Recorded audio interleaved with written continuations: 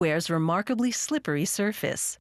In 1938, an American chemist was experimenting with refrigeration gases. A waxy substance formed. Years later, when bonded to cookware, it gained a non-stick reputation.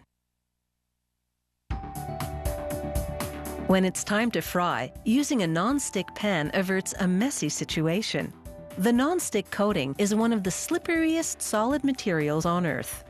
Called polytetrafluoroethylene, the name is a bit of a mouthful, but the appeal is simple. Food won't get stuck on this non-stick surface.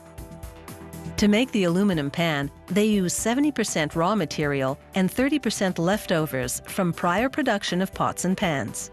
They fire it to a molten state and filter it to remove contaminants. The liquid aluminum flows into vertical rectangular molds. A jacket of water around the molds cools the aluminum to take it from a liquid to a solid.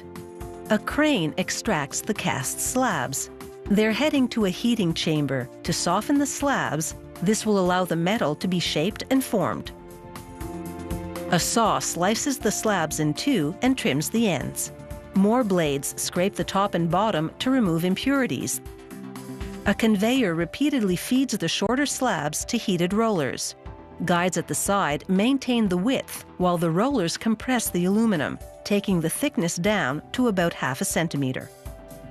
The rolling also elongates the slab substantially. It starts out 2 meters long, and after a few minutes of rolling, it's been stretched to well over 100 meters. Pizza cutter-style blades trim the edges of the aluminum sheet. Another roller winds the aluminum into a big coil.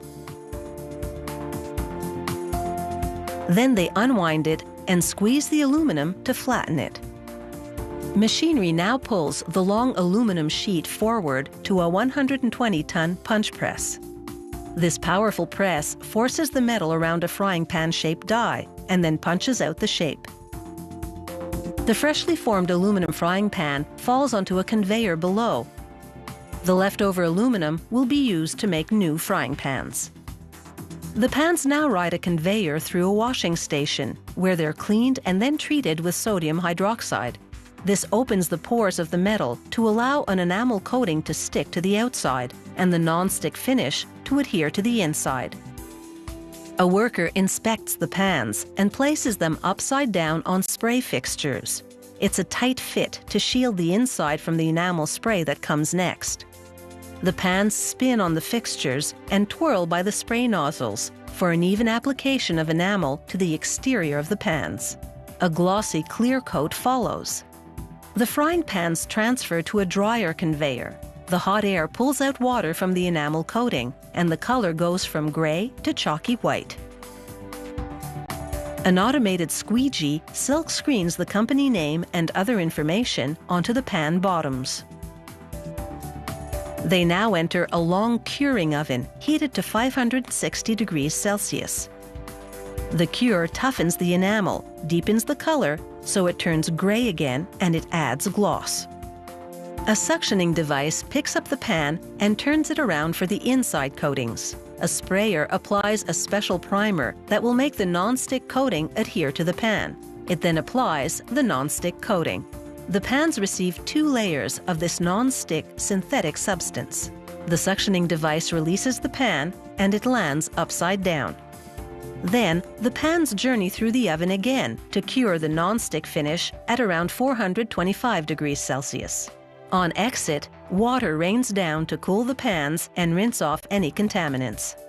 Then they go through an infrared light chamber to dry off. From a plain shell to a pan with an enamel finish on the outside and a non-stick coating on the inside, the transformation has taken just 1 hour. A worker now aims a laser and aligns it with lettering on the bottom, allowing him to punch holes in a precise location on the side of the pan. He slides pins into the holes and slots them through holes in the handle fitting. Using a ram, he flattens the pins to rivet the handle to the pan. Now, no matter what's cooking, cleanup should go smoothly.